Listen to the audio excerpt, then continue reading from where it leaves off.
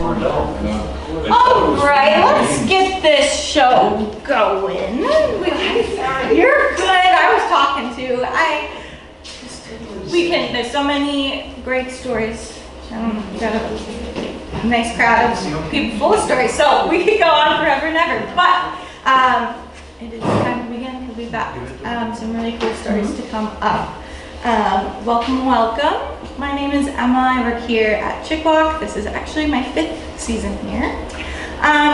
We do have some other presentations coming up this year, so we are coming up to the end of our season. We've got about a month left, but we do still have 2 more presentations after today's. So next Saturday on September 20th, same time, same place, David Hackinson is going to be talking about his new book on Helen Hoover. So he wrote a nice biography, and we'll be talking about Helen and this new book.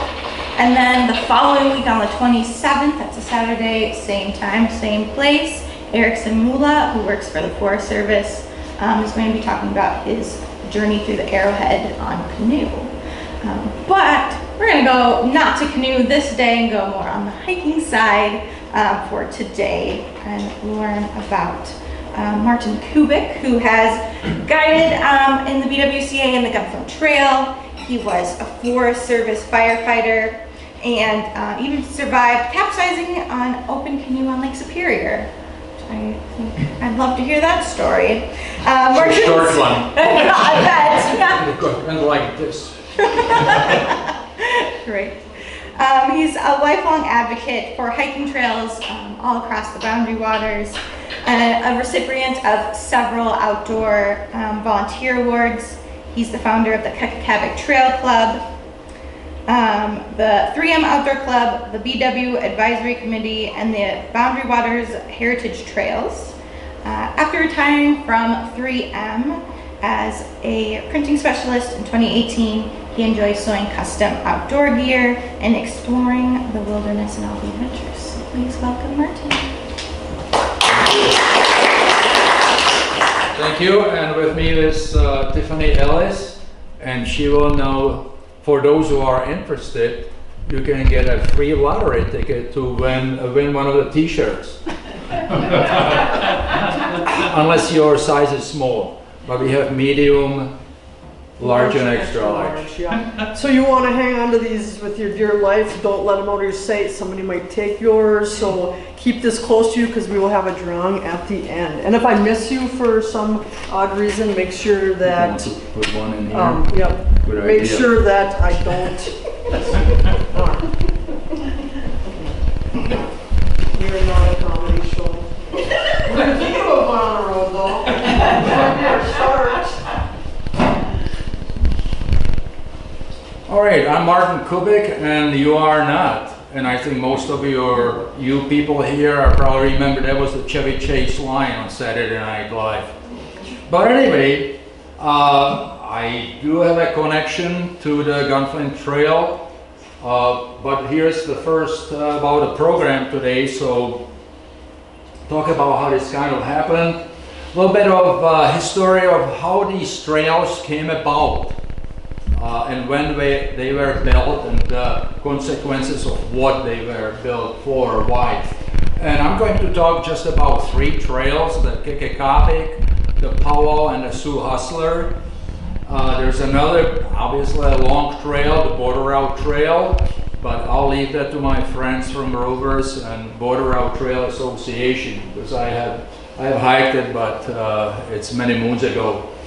And then Q&A, and those who are, I will not put to sleep, you can stay for about another 20-minute presentation, which is a virtual, so it'll be safe for you, but it's about a survival on a hike that lasted a total of 24 hours.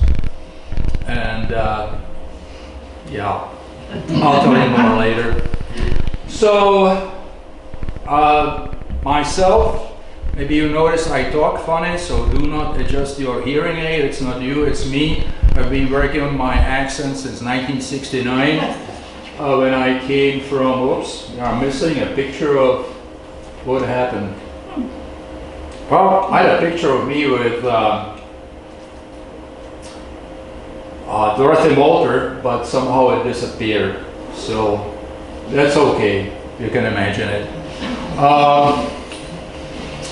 So anyway, I came here, went to University of Minnesota, dropped out a little bit, worked for I was a guide at the Adventurous Christians for about 15 months, and then I figured that wouldn't support a family.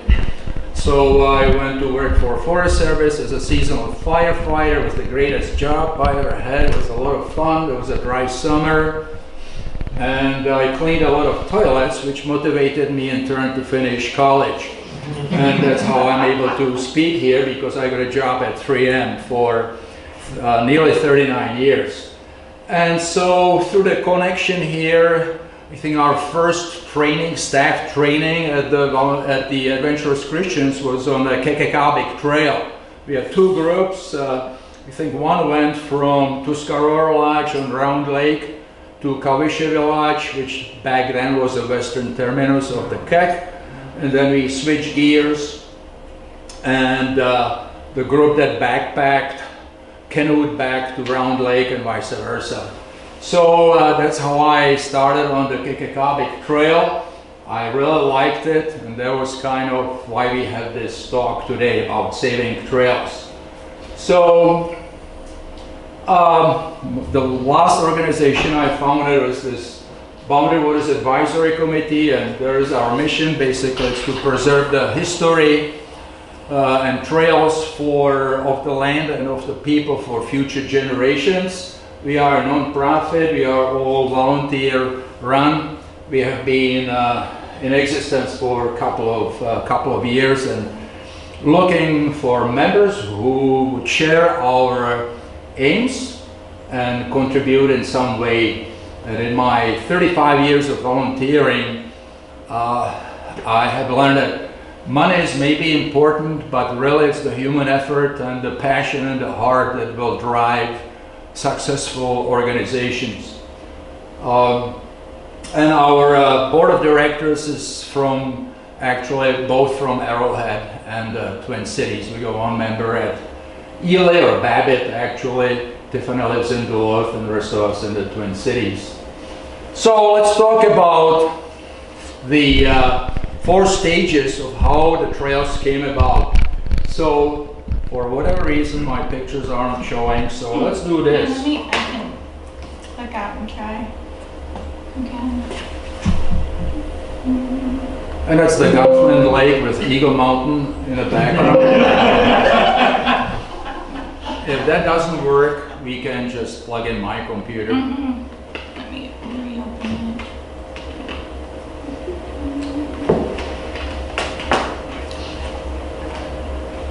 All right.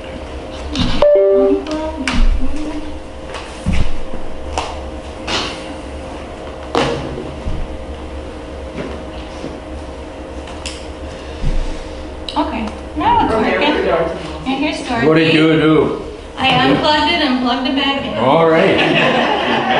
Magic. You know, you could be an electrical engineer, because I remember when something electrical didn't work, they said power it down and then restart it. And if that still didn't work, we gave it a swift kick with a boot. So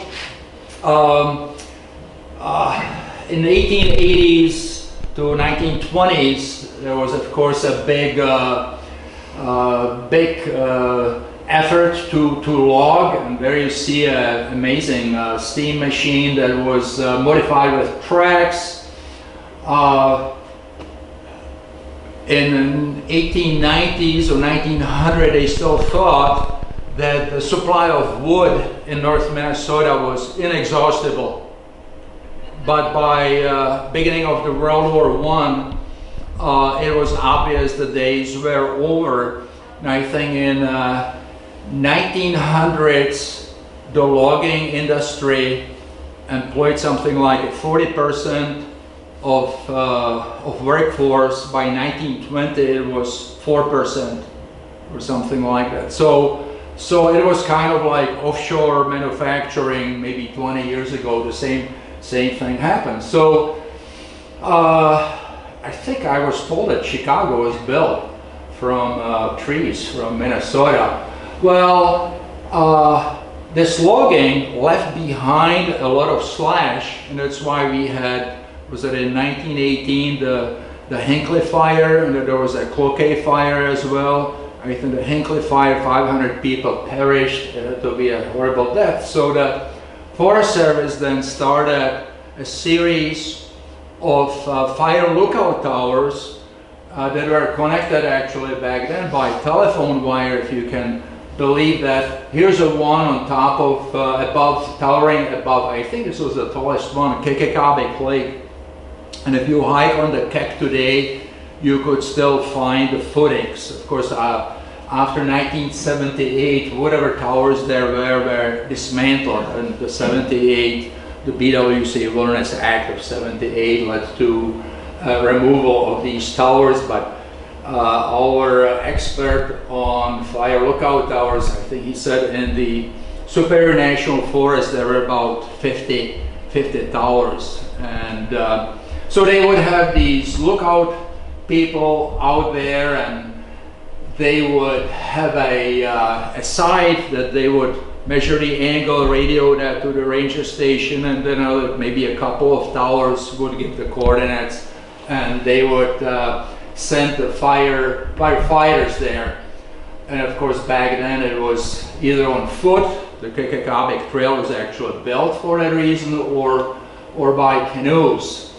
Well, then after World War II, the aircraft or the airplanes were more in use, the float planes, so it was a lot easier for the Forest Service, the spotter pilot, or smoke pilot or smoke spotter, to fly near the fire, because they could get a more exact location, they could see what kind of a fuel was burning there and how fast it was spreading.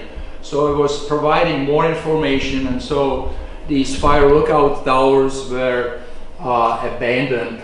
And then there was a second phase of logging. It was the Tomahawk Lumber Company built this town called Forest Center either between 1948 and 1952, and there were like 200 to 400 people living there. It had a school, restaurant, church, and even a post office.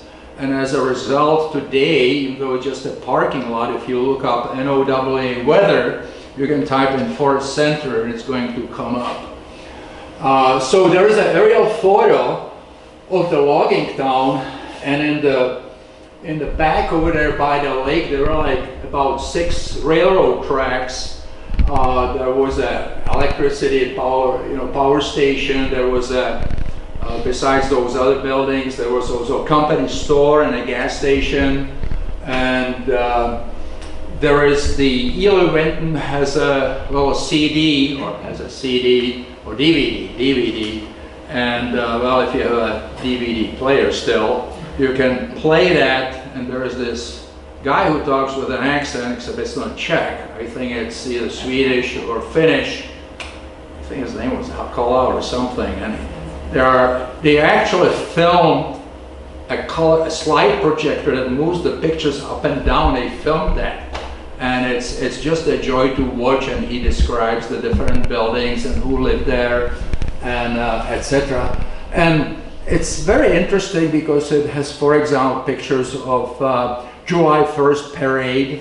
So suddenly there wasn't just some kind of a redneck logging town, but there are families living there, and they have lives like maybe people in the farm towns. So it was very interesting. So here's one of those logging trucks, and we'll see later that the Powwow Trail, actually the whole East Loop, follows a logging road. So in 1964, the Wilderness Act of 1964, no, I think that one was called 1964 Wilderness Act was passed, and so that severely limited the logging, but the logging companies could still log inside the boundary waters, but it was a little bit of a Disneyland arrangement, because if you look at the old Mackenzie maps, you will see these zigzag lines around shorelines, and they were, I forget what they were called, but they could log like within 300 feet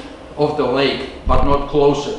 So if you were canoeing, poor eyesight, you would think you were in the wilderness. But behind that wilderness, there was still logging on, and then with the passage of the BWCAW Wilderness Act in 1978, there was no more logging. And I remember in 1983, 84, I did some crazy bushwhacking trip out of the Sawbill Lake around there. We would find these old logging roads, and they still have piles of lumber cut up, or trees cut up that they didn't get out. So it was kind of interesting as well. So 1960s then saw a transition from remnants of the logging to recreation. And so I think in early 60s, volunteers in conjunction with the Forest Service built the Border Route Trail, which provides it's the most scenic trail because it's high up above Rose Lake and South Lake. And so it's a lot of elevation. It's a very interesting trails. And this picture is from the Powwow Trail West Loop, and it doesn't have a date, but I think it's probably like 4 years after the fire, maybe 5. So the jack pines, 1 year after the fire, they were like 3 inches tall. They're like little bonsai trees. These are really cute. Well, that cuteness changed to impenetrable trail a few years later, and if it wasn't cleared today, you would not be able to hike the trail. So here I have actually those 4 trails on a map, and the yellow lines are the trails. The green line, if you can see that's the outline of the boundary waters. And so we see they are labeled. So there's a Sioux Hustler, and I'm not pronouncing it right, Lollipop Trail? Lollipop, I was close. It's a lollipop trail, and so is the Powwow. It starts from a single point. So the advantage of those trails is that you get back to your car. The Kekekabic, there's a snowbank. The Kekekabic is 40 miles long, but if you go one way, it's 183 or 186 miles by car. So it will set you back one day of driving for somebody, and maybe $300 to pay to hire somebody. The purple areas are the primitive management areas, so there is no portage clearing allowed. And you can see that the border route on the right with some other adjacent trails. So that's kind of, and then some principal cities there in that red circle with a cross: Ely, Isabella, and Grand Marais. So let's compare these.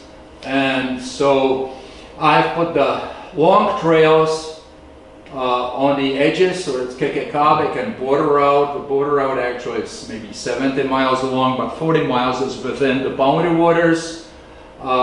The first 3 trails, I know of people who ran it in one day and came back.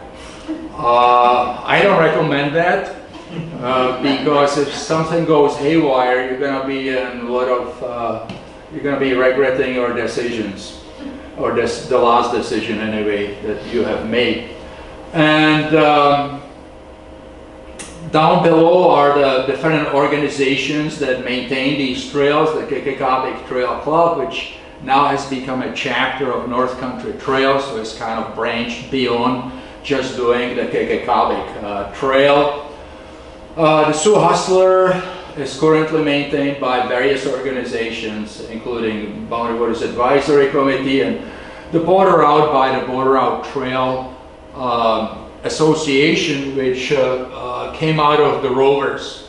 So Rovers was I think they were found like in the 50s at the University of Minnesota, and they did all kinds of things, and at some time they decided that the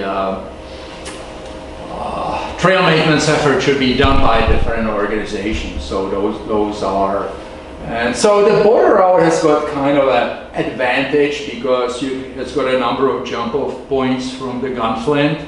So you can get the cruise in there. I would say the Kekekabic is most difficult because there is just the eastern terminus that's just a few miles here near Magnetic Rock.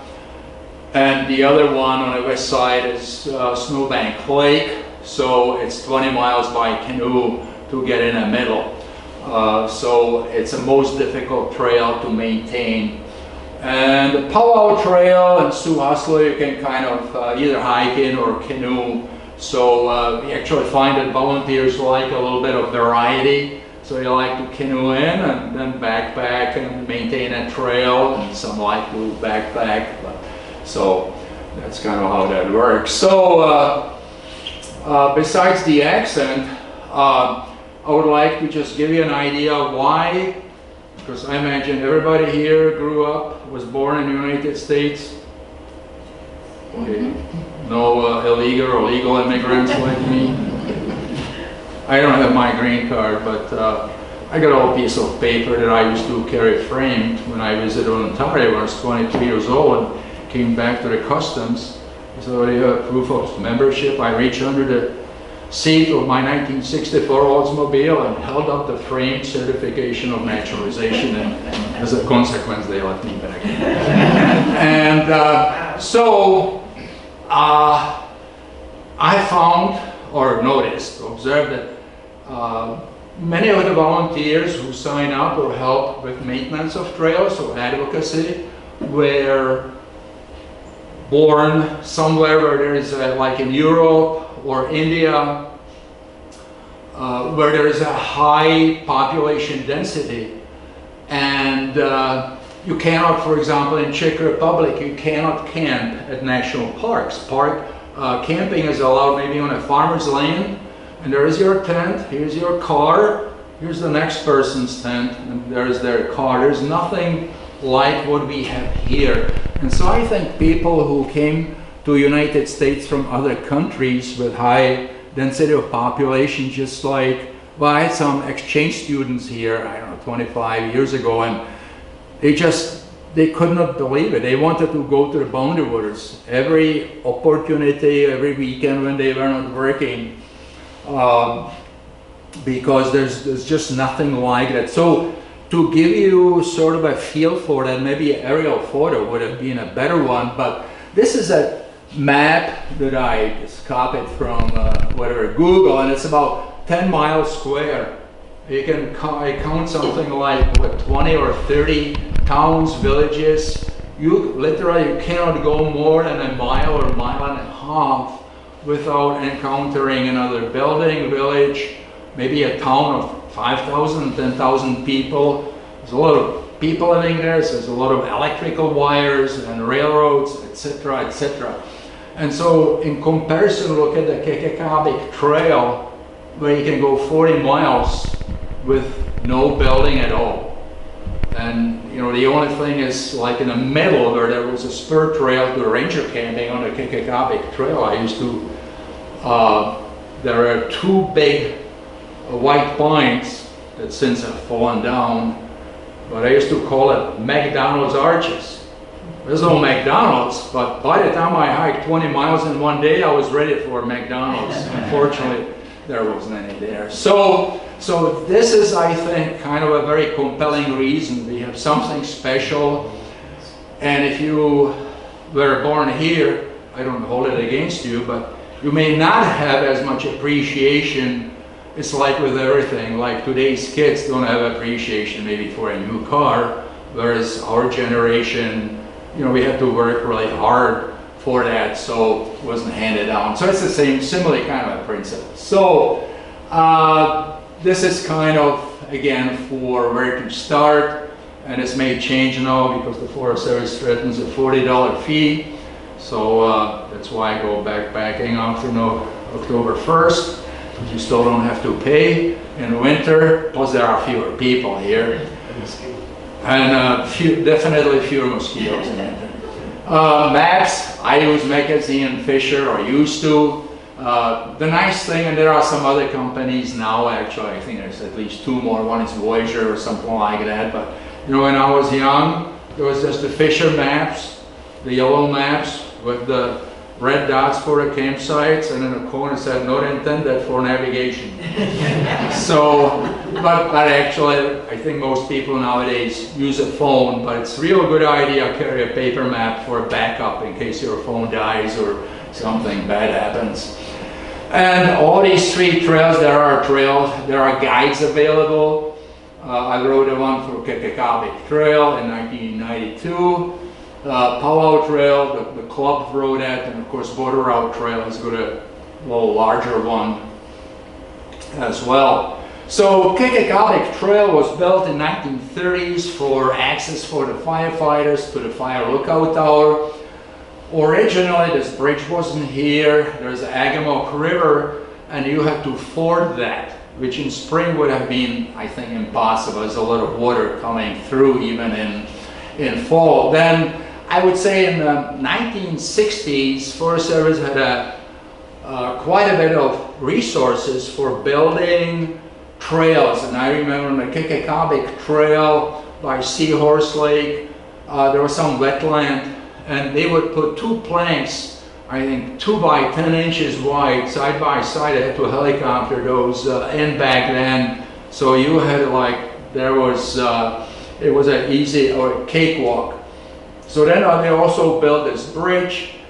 By 1992, or by the time we wanted to bring back the Kekekabic Trail in 1990, it was showing its age, so they sent an engineer out there with a knife, and there were these, I guess there were cedar stringers underneath, and he stuck a knife and went all the way through. So they said, well, we have to dynamite that bridge, which I thought was pretty funny for wilderness, but and they were not going to rebuild it, but then someone clever came up with the idea to participate in a national wilderness project. And so they had Ross Steger or somebody like that haul the lumber and cement in there in winter, and then a contractor, his 10-year-old son, and one of our members who was a millwright, along with Ed Wolverton, who was like 76 years back then or old, he actually hiked in from Ely, which is hard to believe, and they built this bridge. And since then, only I think the railing was removed by a retired fire crew. So the Kek is 40 miles long. The east and west part is fairly level. Middle part is kind of up and down. The west part has been unaffected by fires, so it's still the original forest where you can kind of see at places, you know, maybe, I don't know, 50, 100 yards into. There were 2 fires on the east side, and Jim, maybe you can help me. It was in 206, 207. Was the Van Lake or the Cavity Lake? Thank you, Cavity. Yeah, I got an excuse. I'm 73 years old. I'm older than that. Okay, well, what was the other one then? Alpine. Alpine? Okay, all right. So anyway, so those fires unfortunately destroyed the vegetation, but a new growth came in, and I don't have a picture with me. I have hundreds of them, but it was very difficult to get through because it was very brushy. So I called it the amnesia trip, because you had to be looking down. You could see the tread below, but you couldn't see anything. If you look straight, you just see leaves. So now we are missing pictures again forward. Whatever you did before, do it again. I'll do it again. Okay, so back to Shrike Lake under Eagle Mountain. That's another interesting trip. So while we are looking how to get the pictures back, so one encounter with near-death experience was my first year in 1969. Went, no, 1969, 1979, there we go. I went to Lake Superior and I capsized about 140 yards from shore. Fortunately, I went to a Coast Guard training, I prefer how to survive. and they say don't swim, and the waves pushed us to the shore. And later, if we have time, in the end of my employment at 3M, I went through ice on Cascade River on a solo trip on April 6th at about 11:30 at night. So anyway, the Kekekabic Trail has got a lot of scenic, well back then in 2013 after those fires you could actually see that's Agamoc Lake south of the trail. I would say today everything changes. Those trees are so tall you'd be probably hiking back in a forest. This is kind of my favorite poetic part. Who recognizes this section of the track? It's on the east side before you get to Bengshik Lake. So that's an area where they had the Paulson mine, and there's actually a railroad grade nearby here. And in spring it's just green, and you have these little floating islands, and it's very a pasture for the eyes. I really enjoy that. So there is Jo Swanson, if anybody is familiar with that name. She worked for the Superior Hiking Trail, and now she's with Friends of the Superior National Forest, which used to be called the Northwood Volunteer Connection, right? And so again, this is after the fire, and there's this bedrock, which is a little bit tedious. It's about 100 yards long, but you get a beautiful view of the Chub River going into the Seahorse Lake. And this is another eastern part, or view on an eastern part. This one you'll probably still be able to see, and I call it the Diamond Lake. It's not called Diamond Lake on the map, but it's the shape of a diamond, and it always kind of catches my attention when I go there. And two more pictures from the Kek. So Kek has got about 3 to 5 beaver dams. And people ask me, how do you cross a beaver dam? So for one thing, if you come to a beaver dam, don't go along the shore, because usually the trail crosses the beaver dam. Even though, let's say, the trail is going like this, and here's the beaver dam, you should take a sharp left.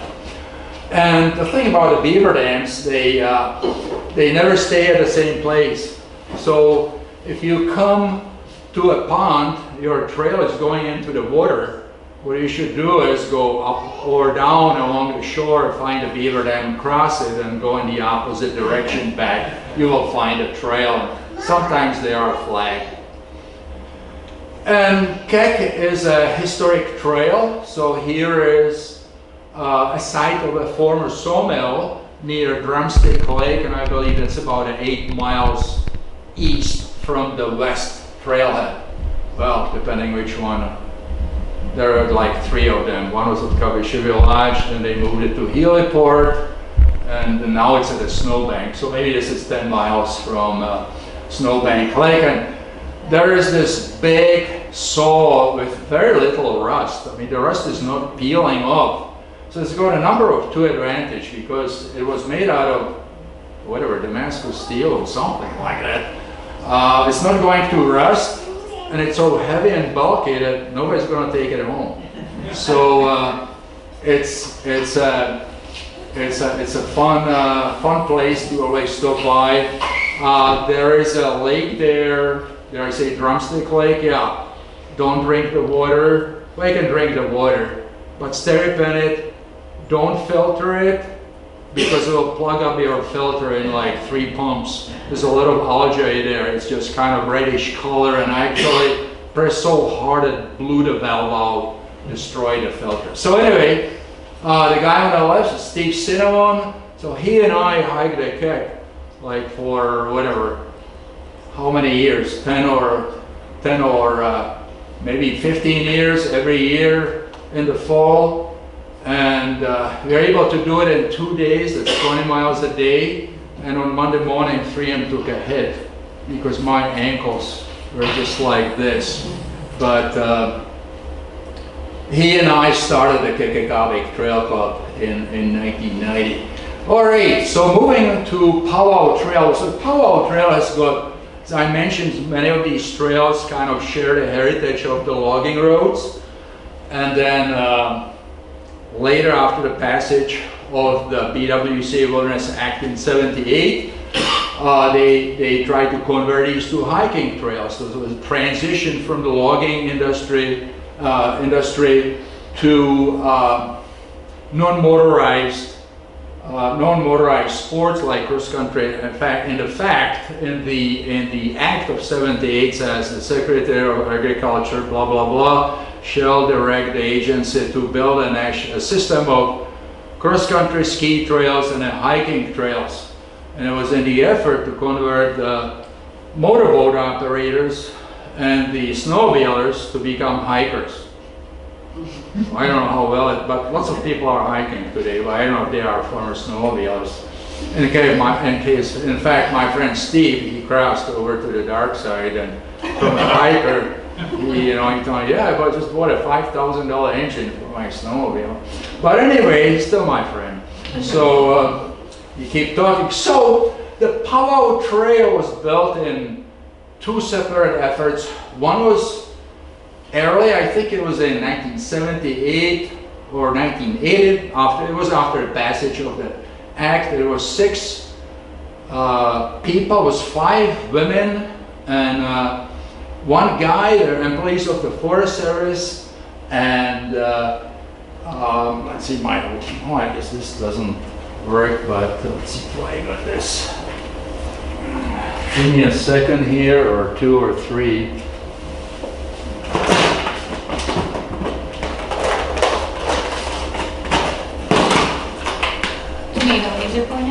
Yeah, that'd be great. I got one in a thing, but if you get one, I got one right here. maybe it's gonna be shorter. Yep. All right.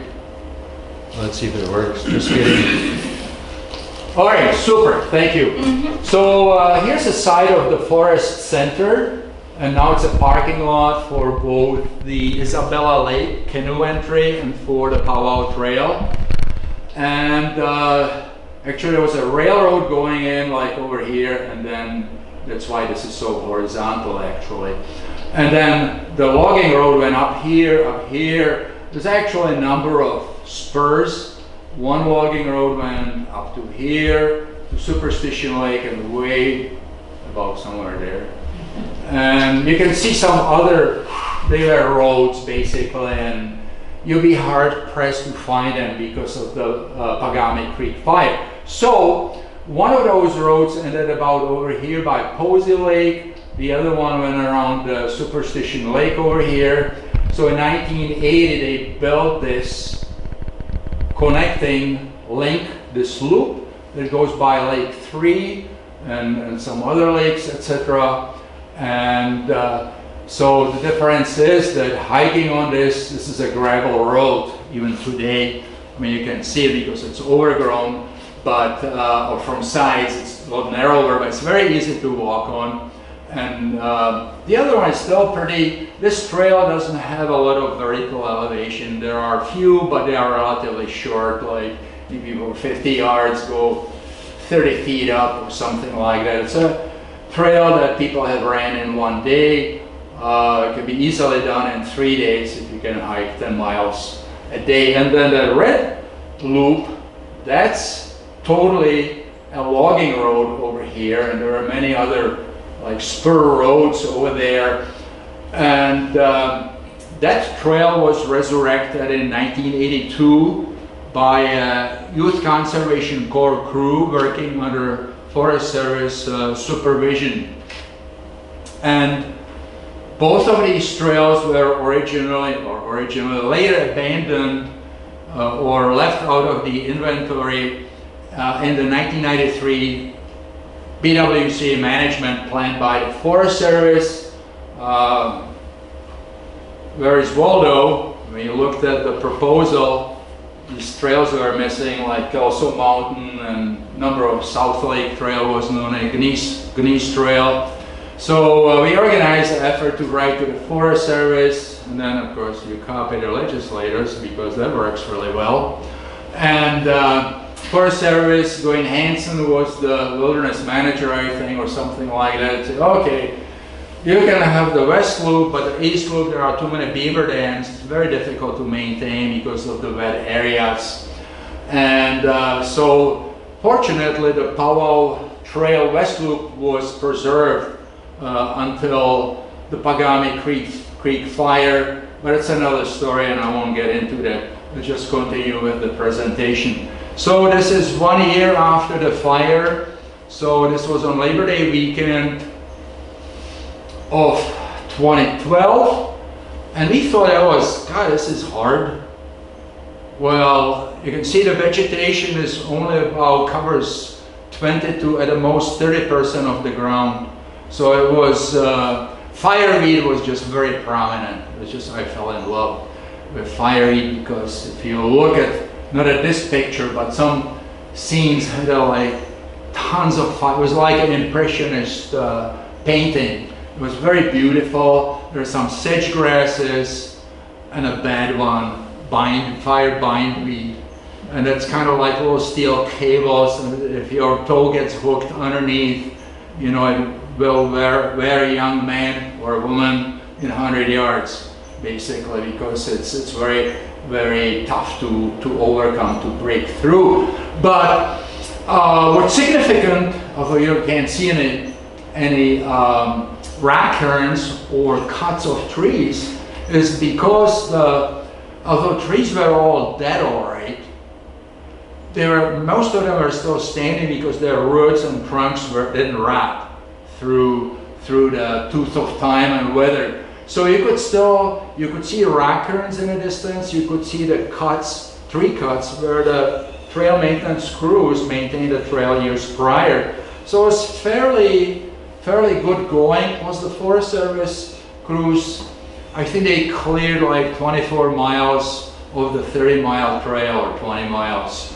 And so then we had a pretty good going. But until then, it was tough.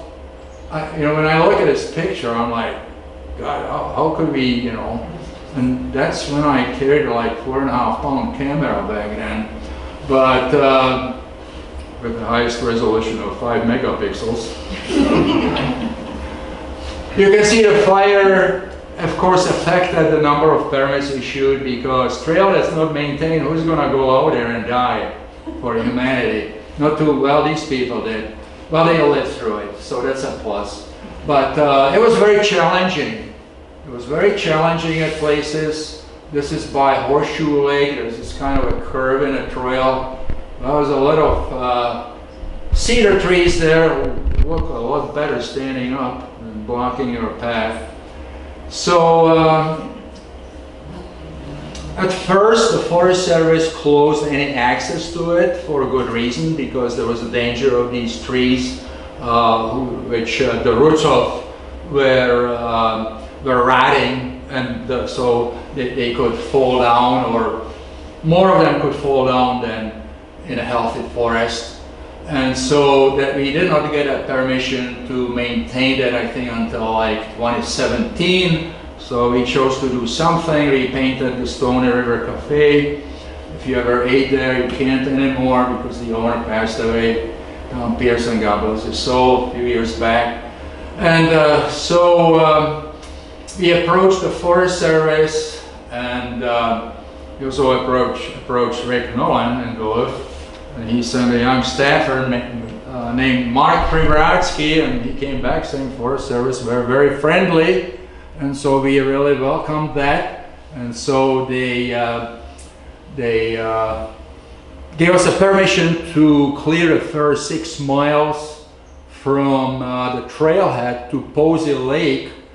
And you know, just in case you didn't understand, they put this sign up there that the trail is not maintained, and it was very challenging because, I mean, in about 20 yards, you can count 10 tree falls. So basically, when I hiked the trail, and I was a little younger back then, I counted something like 4,000, 5,000, 6,000 trees each year on a 30-mile trail, and that's the equivalent of about 40 years of regular annual tree fall count in a healthy forest. So 40 years worth of tree falls in 1 year.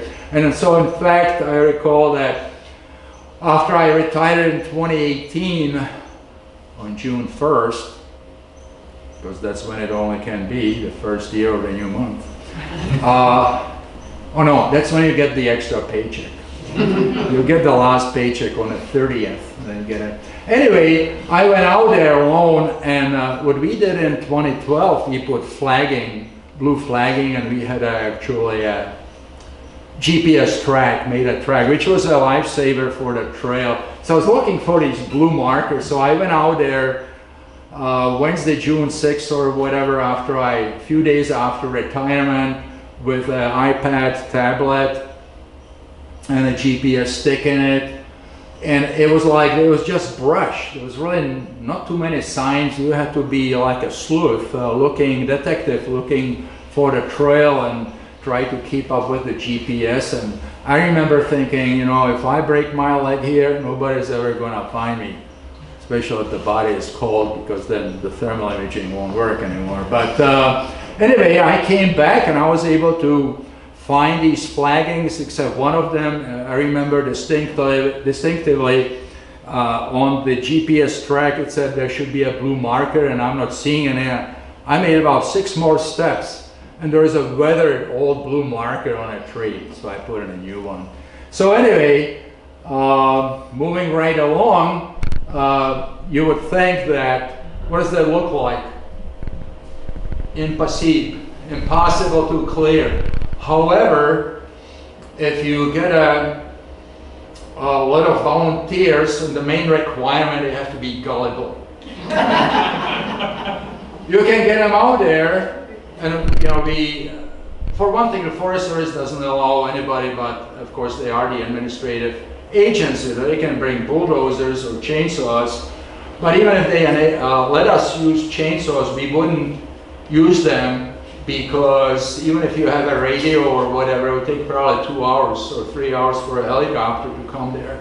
So we only use these Japanese arboretus saws, and I got one of them that's my favorite. It's the Silky XL. What is the number? 240. It's 9 inches. It's got very sharp teeth, so you be very careful. But the good news is, and Tiffany made this one here, it's got a nice easy screwdriver to tighten the screw over here. This is the training one, so you can pass that around, but be very careful. Yeah, normally you would have you wear gloves, leather gloves. And so these volunteers basically within a few short years were able to clear this trail. And what's significant about that there were a lot of people who thought this would be impossible, just like with the Kekekabic Trail. In fact, Tiffany has a friend who was buying a canoe somewhere in Duluth in a thrift store. And they were looking at a canoe, and so was retired Forest Service guy. And so I don't know how my name came up, but it did. And he said that the Forest Service didn't think the Kekekabic Trail could be reopened after 10 years, because there were like 3,000 tree falls, and I'm sure they thought the same thing. You know, this guy is crazy. But I found a lot of people crazier than me, and that's why this trail is open today. So the Powwow Trail I mentioned doesn't have too many vertical up and down. There is one over here. So this is the Posey Creek, I think. In spring it looks beautiful, in fall it's all brown. So we're about maybe 100 feet above this valley, and it's quite beautiful, and it's gonna be maybe a few more years before you get trees that will block that view. Here's my favorite, one of my favorite parts, and again, everything changes in nature. So right after the fire, it's obvious you got a lot of boulders and rocks you're gonna see as the time goes on. The brush will come up, then the trees. So today, probably those trees will be another 6 feet taller. You would still see this big rock bulging there, and this is between a waterway between Path and Merrill Lake on the west part of the lake. But you don't have to go that far to look for beautiful scenery. About 2.5 miles, 2.7 miles from the trailhead, a remnant of the old logging road forms a beaver dam, which is most of the time a bad thing because the water doesn't run over, but just runs sideways on this old logging road. And so if it's wet and the water is high, hydromarks are a good footwear to wear there. But this is in a early fall. Beautiful scene out there about that from what they call the first Y, which is 2.7 miles. So next trail is the Sioux Hustler Trail. And like many of these trails, it was originally built to access a lookout tower and ranger cabin, which was above the Devil's Cascade on Lowe's. I think it's on Little Indian Sioux River, something like that. I haven't been there for some time. I think this one here, maybe it's not as dramatic as the Border Route Trail, but it is very beautiful because a lot of the trail, as you will shortly see, runs on a bedrock. And I don't know the history, but again, if you are a young person or inexperienced hiker, you will think, oh yeah, there are these rocks with moss. That's kind of great. Well, they have been placed there probably. I wonder if they used horses to get the material or food or whatever they needed to the ranger cabin. And so they aligned the trail with rocks so that it would hold the gravel in between. And this is the only other trail I think in the Boundary Waters is the Old Pines Trail, which is a loop on the Kekekabic Trail. So this is, I'm thinking it's a, I can't figure out, does this look like fine needles in clumps of 4 or 5, or long needles? It's a red pine, right? Well, it's raining, so it's going to be more red. So anyway, people ask me, well, how come they didn't log these in 1900s, these pines? I said, well, let's see, that was 125 years ago. So these pines are probably 40 years old. So they were like nothing, you know, back then. So they left them, and even though a lot of them have fallen in high winds and those near tornadoes, what do they call them, Derico or something like that, I'm sure there are still a lot of stands of these red pines. And the great thing about them is that they block the light, so there is very little brush growing on the ground. I got a lot of pine needles. You can see 100, 200, maybe even 300 yards into the forest. And if you have water with you, you can practice dispersed camping, and it's going to be a lot more nice. So here's the other aspect of the Sioux Hustler Trail, and that's the exposed bedrock. You can see the trail is worn out, and on the side is the deer moss and I don't know, some other mosses. And this is near, I think near Shell Lake or something like that. And it was coming from Europe. I'm thinking like, wow, this is like some trench from medieval castle. And then when it's like 40 degrees and misting, that moss just gets super green, and it's very enjoyable. I look forward to seeing, I hope I do that again. It's kind of a romantic hike.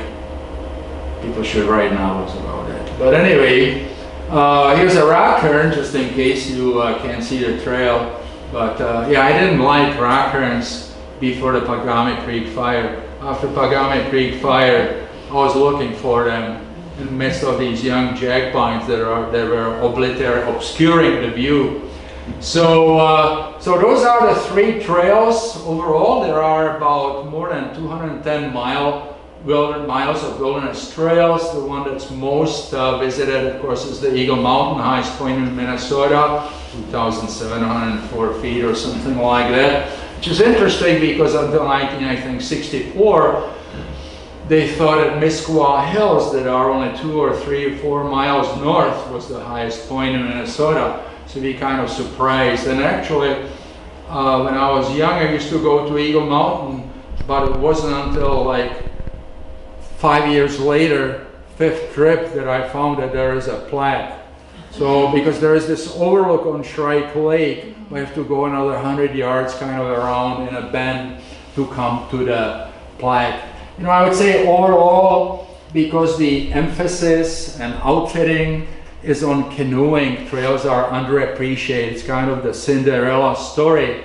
And I'll just tell you this, all these trails that I talked about and others wouldn't exist if it wasn't for vigorous public input and commenting on the Forest Service plans. So if you have that in your heart, you can contact me or sign up on a list. I'll keep you informed about the next letter writing. And so many of these trails, again, wouldn't exist. And we have been told this time and time over that trails are not a priority.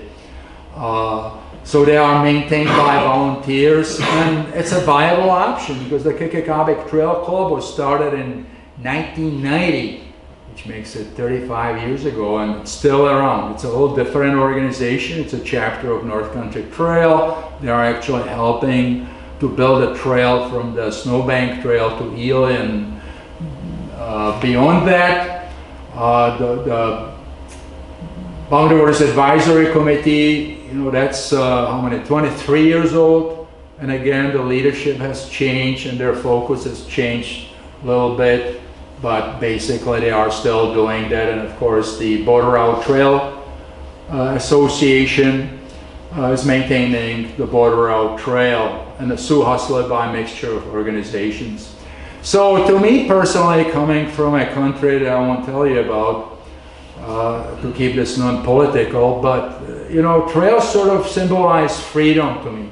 So when I was a kid, my mom and I, we would go skiing, and the mountains were just hopscotch from what back then was Germany.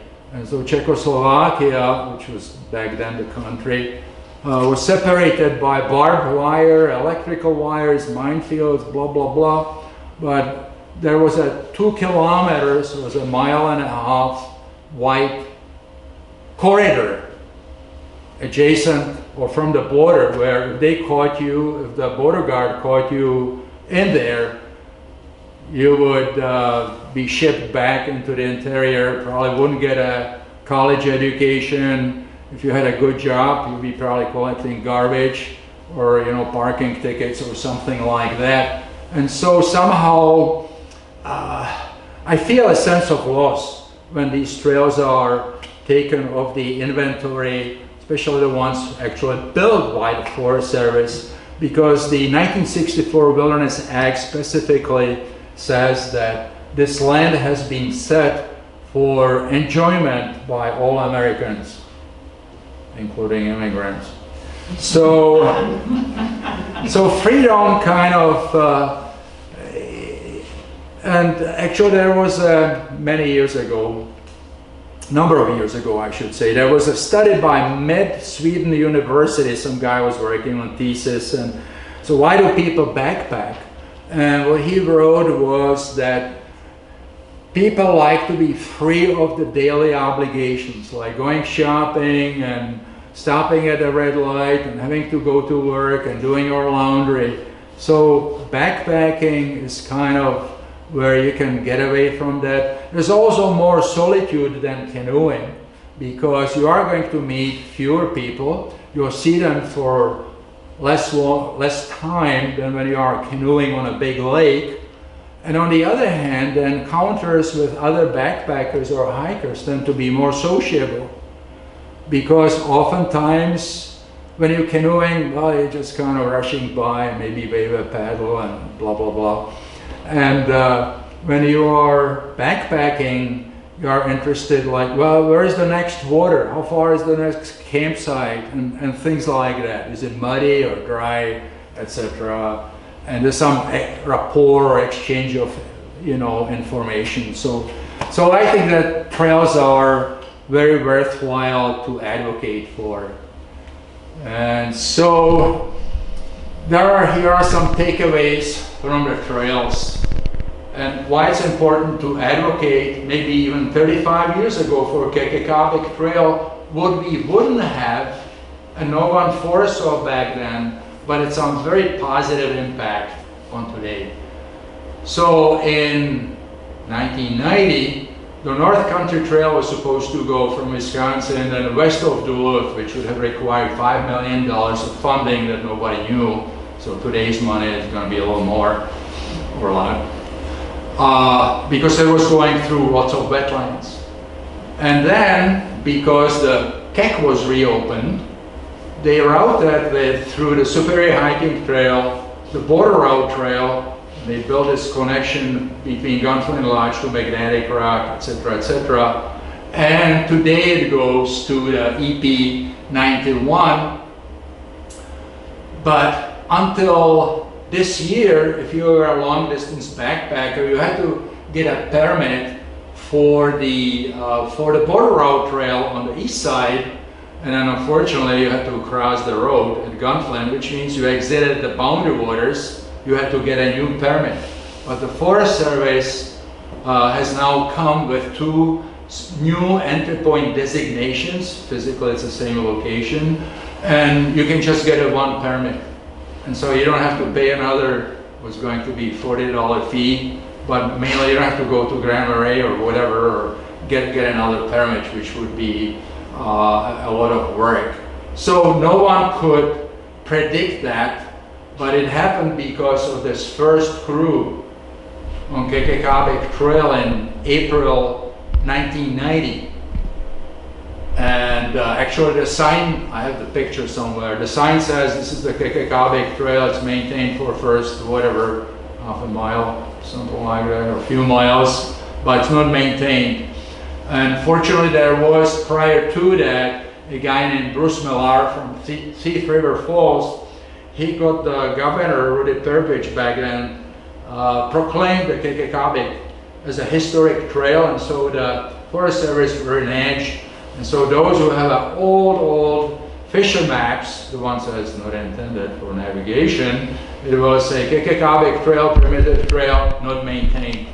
And so that's how it was from 1980s, when the Forest Service stopped maintaining this. And prior to that, I remember in like 1974, I hiked a trail. It came across a field of ferns. They used a scythe.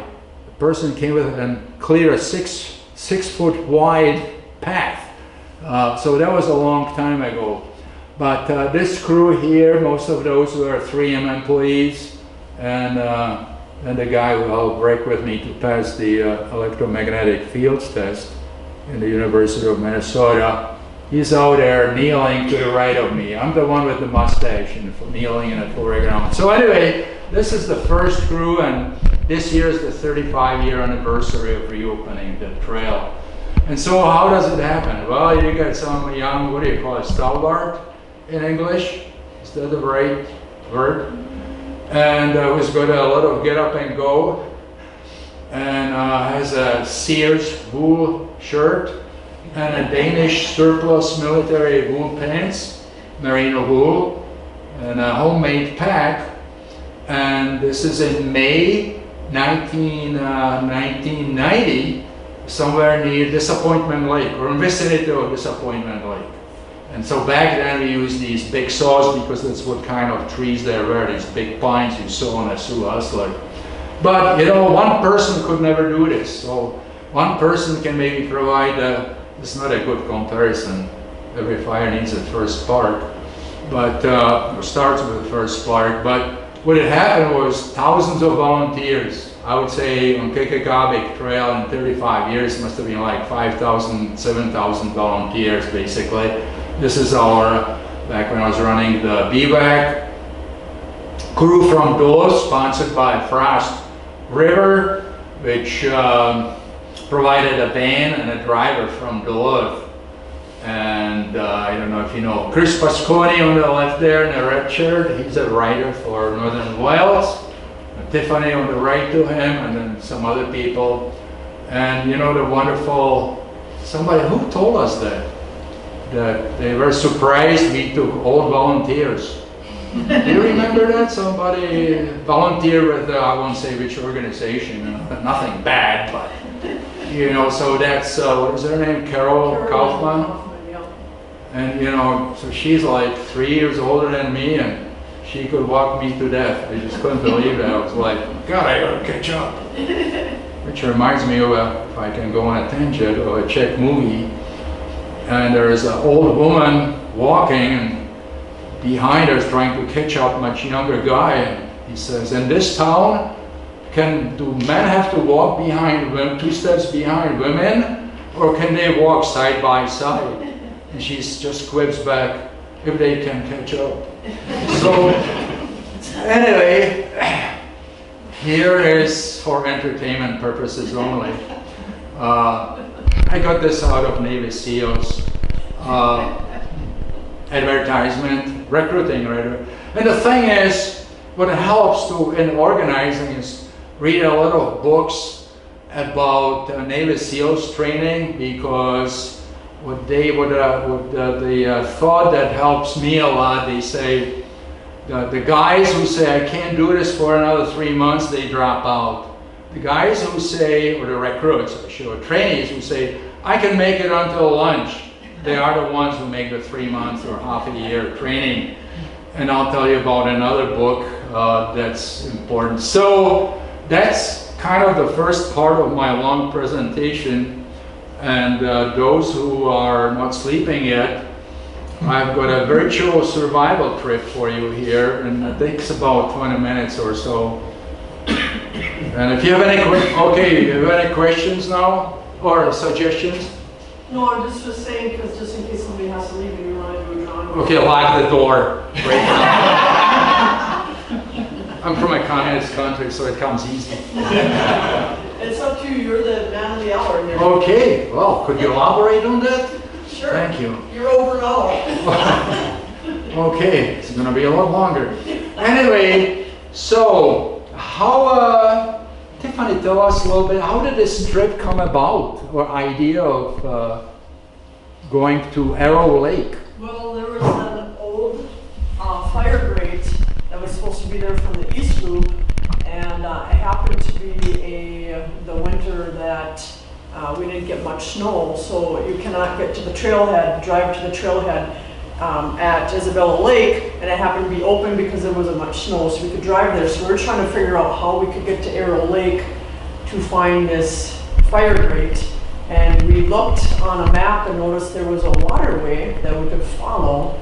And so that sparked an interest of like, hey, we can do this rather than taking the west loop to find the east loop and taking a longer route. We decided we were gonna take a shorter route, which was the water. That sounds like a very reasonable, take a shorter route. Shorter route. Okay, so on the left side is a topo map. Yeah, I see it.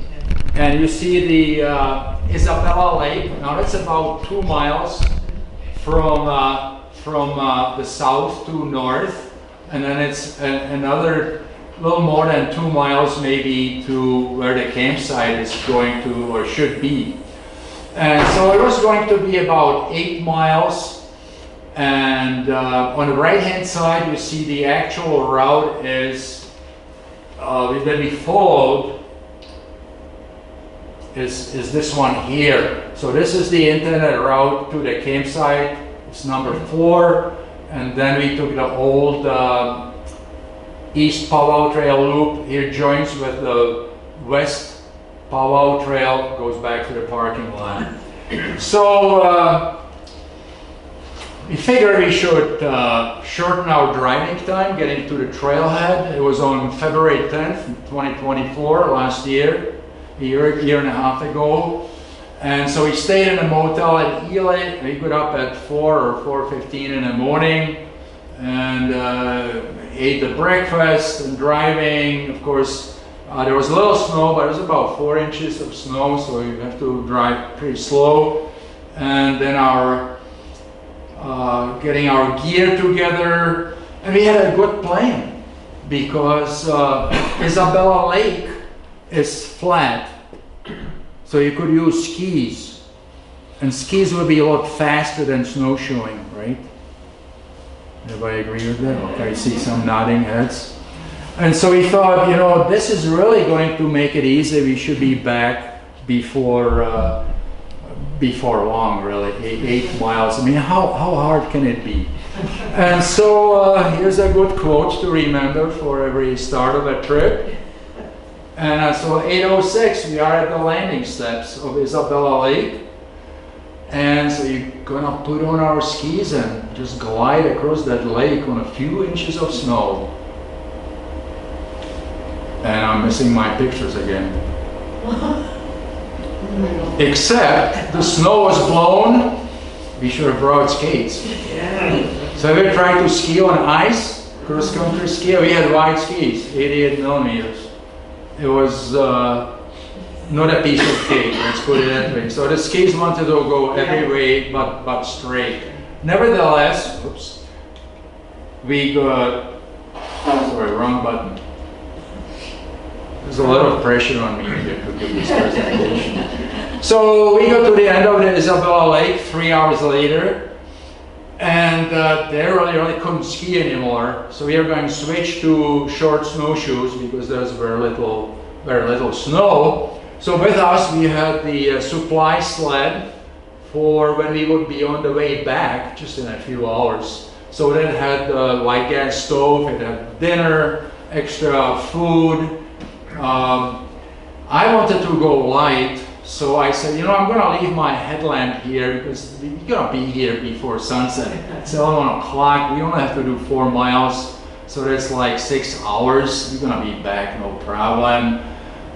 Tiffany's mother made this, what's it called, 7-layer cake. 7-layer bars. Oh, bars, yeah, there was like, I had some of those, 45. So we ditched the skis, left the sled, left the second high capacity flashlight, knowing that Tiffany had one, put on these day packs, and off we went.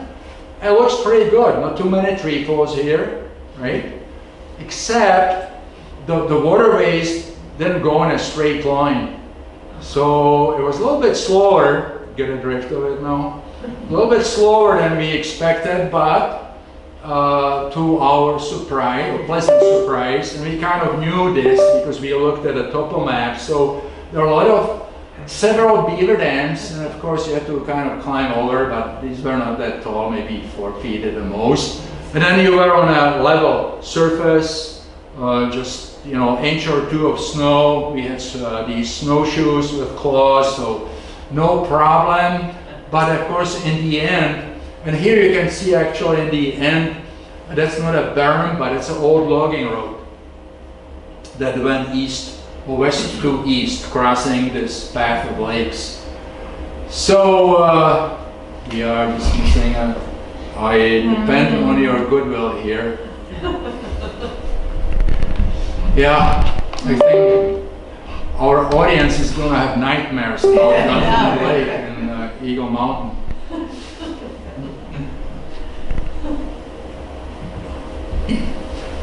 This is kind of just a test, you know, how many people will be here until the end of the presentation. Oh, there we go. Thank you. So it was a little bit dicey because what happens, the ponds will freeze up, and the water throughout the winter, water level goes down, and you kind of wonder, am I going to break through the ice? But we never did. So that was cool. Well, after the beaver dams, we came onto the frozen wetlands, and okay, these bog rosemary and whatever else, you know, grasses and things like that. And it was a little bit more difficult and more time consuming because you can kind of, it's very lumpy. So your ankles do this all the time.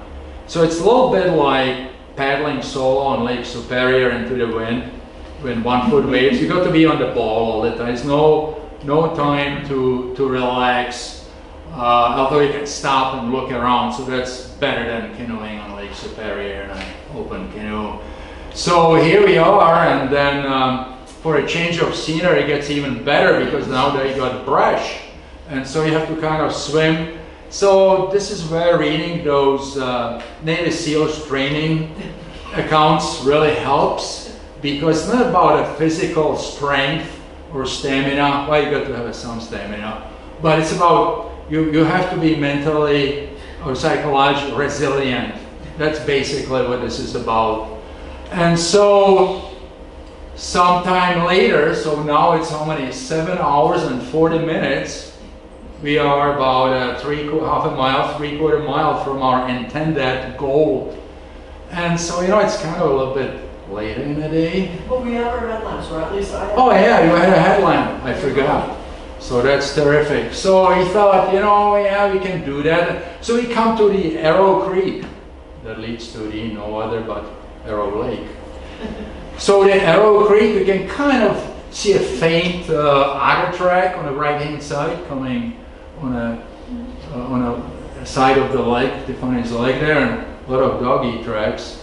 And we thought, this is terrific. You got 1 inch of snow, and this is frozen piece of cake. So this is where emotions take over logic. That's why people die. However, we were unstoppable. Yeah, we weren't turning around. You're not turning around. You're gonna find a damn fire grate, hell or high water.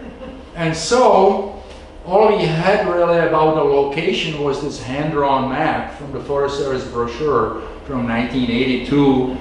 And we kind of thought we knew where it was going to be, but again, we were safe because if there were 2 feet of snow, we would have never seen this fire grate from the shore. Tiffany has got an eagle eyes, and this is a bedrock, a little slope about 30 feet above the lake, and she spotted this fire grate. So we went out there, you can see no one was here since the Pagami Creek fire, because the jack pine came out, eventually ran out of food and water, and found a campsite, time to celebrate. So we had a little alcohol stove, and of course we just took some snacks, so we call them fart sticks. There are beef sticks from Stokey's in Duluth, and cheese cubes. We had that, we had a little soup that we heated up on that alcohol stove. We had coffee and maybe some candy. Pardon? Oh, hot chocolate, that's right. So, you know, life was really good. So, after this 1 hour of rest, it's 5:21, which is sunset time according to the Garmin watch.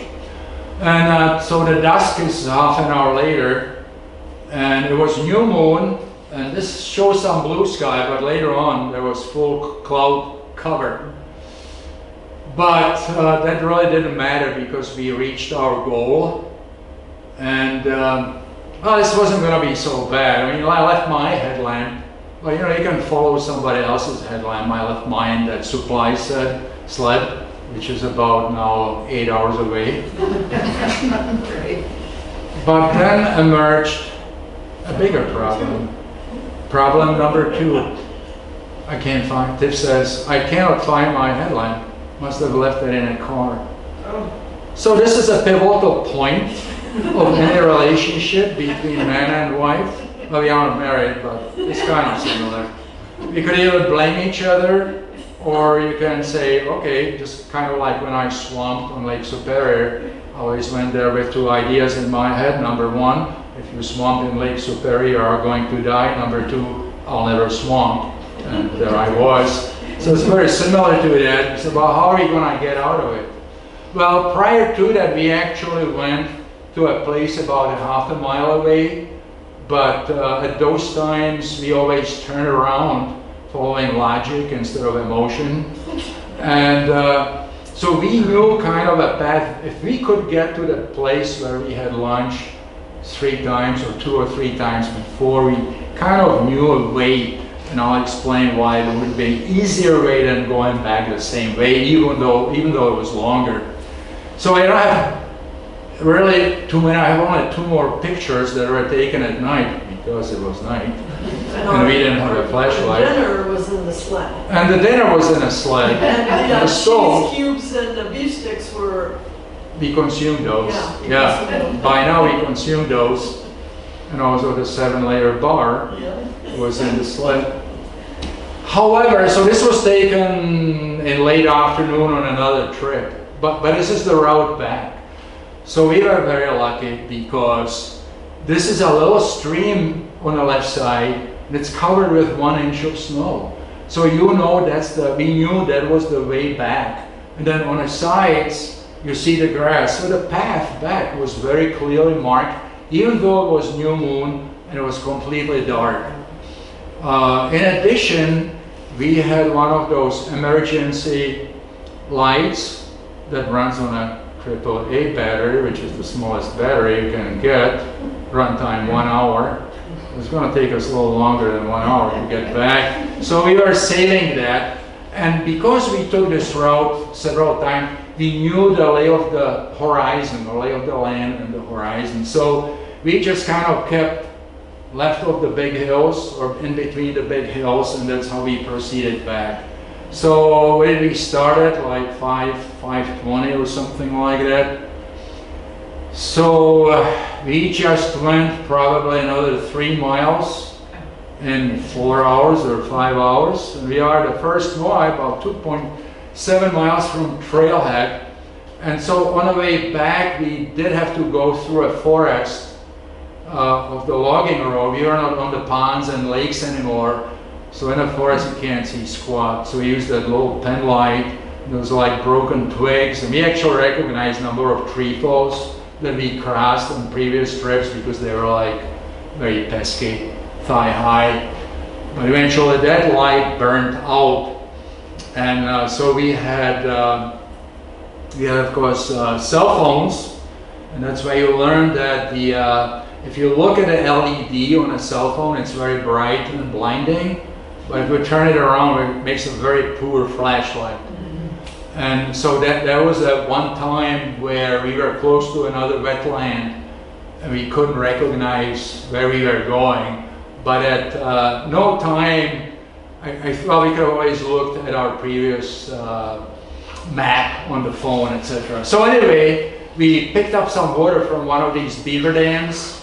And so at midnight, we are stair-penning the water because I was running on fumes. I think we had an apple. So apple, they save our life. And then Tiffany put another beef stick to my mouth. And I bit to it only to find out it was chapstick. I was so exhausted. I was just like on automatic mode. And so the rest of the story can be described as a deep survival. Those next 2.7 miles took us 4 hours, and I would basically go 50 or 100 yards and then just rest on my trekking poles. And it's kind of a time of life where you start thinking, when does death occur? when do people give up? But I knew I was going to make it as long as I kept moving. And that's what kept me going. So at 4 a.m., a little bit of snowstorm here, we reached the kiosk and the parking lot, got back into the Subaru, which is converted for sleeping, hit the remote start, which will run the engine for 15 minutes and then shut off, and blissfully went to sleep. So how many think this is the end of the story? Okay, it's not. And the reason it's not, because when you wake up, and there is that little flashlight that saves our lives, when you wake up, remnants of food in Stokey's food container, several pairs of gloves and mittens. Forest Service has a rule, you cannot leave any gear in the boundary waters for more than 24 hours. You know that? Mm-hmm. All right. Well, we had a supply sled that was 2 miles out north of Isabella Lake. So we put on the snowshoes and retrieved the supply sled with the stove and the dinner, hot cocoa, and the 7-layer bars. So we liked the trip so much that we actually went back 2 weeks later. We ditched the skis. We took ice cleats or diamond tracks. And that's what we wore for the whole trip. We did have the snowshoes just in case. And most importantly, we have 2 headlamps. Yes. So that's my story. And we stick with it. So, when I was younger and the guys at 3M were gonna get married, actually even back then I used to tell them, get you and your future spouse in a stressful situation, because that's gonna be a good economic leading indicator how it's gonna play in the future. So we survived, we are together and happy, and good idea, like pilots have a flight checklist. So don't just have one at home at your kitchen table.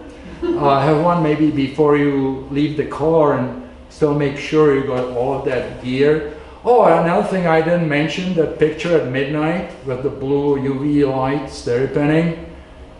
We both got horrible cramps in our legs. So I'm thinking, like, how the hell are we gonna get back when we, well, fortunately we have the little electrolyte pills. And so we took a couple of those, and the cramps made the cramps go. Apple, always alive. I have a number of people who are thankful to me for saving their lives with an apple when they were exhausted in winter, even a half apple. And the book that I highly recommend is, I don't remember the name of the author right now, but it's Deep Survival, Who Lives and Dies, and I think it says, and Why. And basically the story is about, or there's like 20 stories of people who either survived or some who did not, and why. And basically the nugget that I got out of it is that in these, people tend to act emotionally like we did. We're gonna make it to that fire grade no matter what. And that's when they get into trouble. If people keep logically, separate their emotions, they are much more likely to get out. In fact, I told you that I said I'll make it another 100 yards. There's a story about a woman and a pilot crashed in a small airplane in mountains. The pilot died, the woman broke an arm. She had no survival or wilderness training. She made it out to civilization. I don't know how far it was, but they asked her how was she able to do that? And she said, I told myself I'll make it to the next rock. And when she reached it, she said, I'll make it to the next rock. And it's called chunking also in solving problems. And that's how she made it out. So if you ever take a trip like this, chunk it. And we had iPhones that have the satellite, whatnot, and the Garmin Messenger, but we never even considered using that because we are so confident we'll make it out. So, there's that perseverance and mental toughness that plays a big part in just your perspective on the situation. And so what we like about it, that maybe in Boundary Waters in summer has a lot of people, but there's still room for extreme adventure out there, or something like that. So that's it. And then we have a message about trails somewhere. These are the words on the Millennium, what was it called? Community Trails Committee. Hillary Clinton was the chair.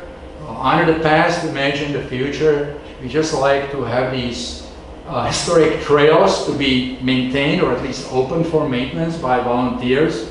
And here are a few pictures from East Loop of the Powwow Trail that was removed from the inventory in 1993. So this trail has not been officially anyway maintained for more than 30 years, but you can still see where actually, with few exceptions, you can hike that relatively easily. I have to have some kind of a measure of perseverance, but it's not really impossible. And how you see if you are still on a trail, at the top of the three pictures, you can see this wedge of light. Well, it was a logging road, so the trees grew, but you can still see the perspective of where that road was. So that's our presentation. We have got a map of the West Loop and the East Loop. We got a t-shirt here. We got a bandana. That's the last one. But it shows both the West Loop. If you want to read about Kekekabic Trail, Becky Ram who was Bill Ram's, or his daughter, wrote this book, and it's very interesting. And are there any questions?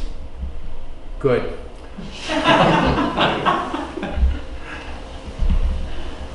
Not a single question?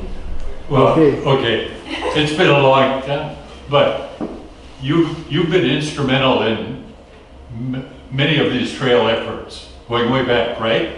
I earned the breath of the Forest Yes. Service, yes. Yes, you've earned the wrath of the Forest Service.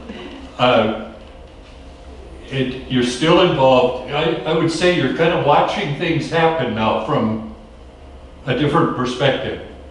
You're involved, Right. right? But you're not leading all of these groups. I'm not, no, because, Okay, that's fine. yeah.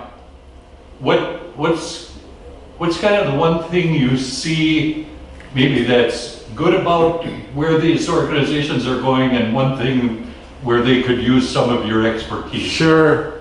Well, I can answer that question. Next question. Okay, that's from a commercial about politicians.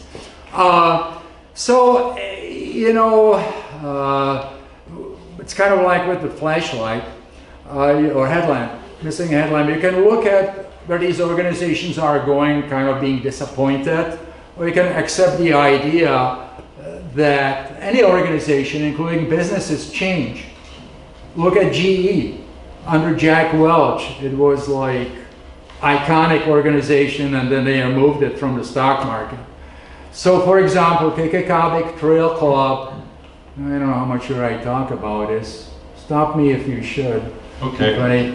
I was promoting the Kekekabic Trail. Was the easiest trail to get back on the inventory, because there just was, in 1990, there was so little bureaucracy procedures than today. It should be the other way around. You would think that. I think it took like 2.5 months. I called them February. Barbara Soderberg, I called her. She said, well, I don't think it's possible to reopen the trail, but to her credit, she said, call the district rangers. And I did, and it was in February. By April already, they gave us a green light to clear, to Howard Lake. And so they sent this Forest Service guy with us in the morning. By noon, we saw we were not going to kill ourselves with the axes and saws, so he left. He said, just go ahead. So it was kind of nice. And so then I hiked many a time. Every year I would hike to Kelso Mountain, which was one of the fire lookout towers. And you can find actually, I think there's a video interview of Virginia Johnson, who was there in World War II. No, she was not manning, she was womaning the tower. It's a 1.25 mile long trail. And it's accessible. You have to canoe from the Sawbill Lake, about 5 miles, one short portage, to Kelso Lake, Kelso River. So Forest Service kind of, I don't know, whatever reason, dug in there. Well, let's see. Another guy who worked for, God bless it, so Mike Maloff said, Forest Service is he's not here anymore, unfortunately. They are wondering where this is gonna lead. Because they were afraid that Martin Kubik is opening all these trails. What if he gets hit by a car? The public will want us, people will want us to maintain these trails. I think that was kind of one reason. And then bureaucracies don't like to tell ordinary folk what their forest plan should be. So you kind of accept it. So anyway, to continue answering your question, so the Kekekabic Trail then. There are more people who wanted to appease the Forest Service than willing to advocate for trails. So I left that organization then, and I started, there are some other personal factors, but anyway, so I started the Boundary Waters Advisory Committee, and the same thing happened, 22 years later. And so then I started this, the Boundary Waters Heritage Trails with the purpose of the advocacy only, which is why I started the Boundary Waters Advisory Committee. It was just going to be advocacy organization, because if you don't have to have the volunteer service agreement, then Forest Service doesn't have anything to hold over you. If you have volunteer organization that maintains trails and advocates something that Forest Service doesn't wish, then they'll say we'll yank your agreement. And I don't know, that's probably enough to talk about. But, so, you know, overall, I'll say this. There are a lot of people in Forest Service who are very supportive. I mean, Tom Caffeine, God bless his soul, you like what we were doing. We have met some other people, but then you have, like in any business organization, you have managers. Typically, the district rangers are in their positions for 2 to 5 years at the most, and basically look at their accomplishments as a stepping stones to the next level.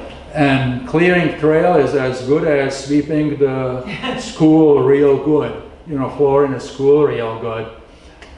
But improving a campsite with a new building, that gets you marks. And you know, that's kind of how that works. So once you accept that, so I've learned kind of, hopefully I gained some wisdom. So I try not to antagonize the Forest Service too much. Let other people do the talking.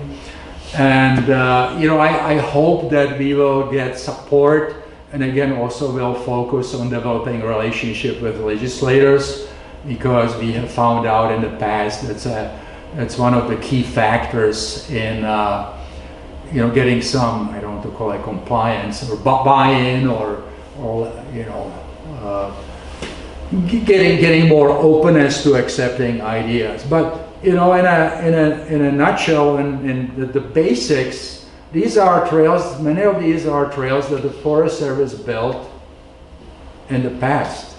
So why should they be not accessible by the citizens? That really, I can't think. I mean, can anybody here? And I'm not going to hold it against you. But can you think of any reason why, like, the East Loop should not be reopened, or parts of it, or Castle Mountain, or what about that Gneiss Trail that we were on, you know?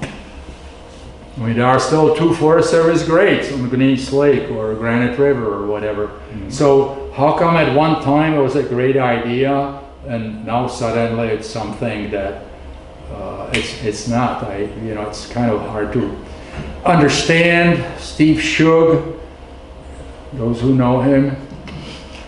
So he didn't tell this to me, but he told this to John Kopsky, one of the very dedicated Kekekabic Trail Club. Well, he was the one who helped to build the bridge on Gunflint.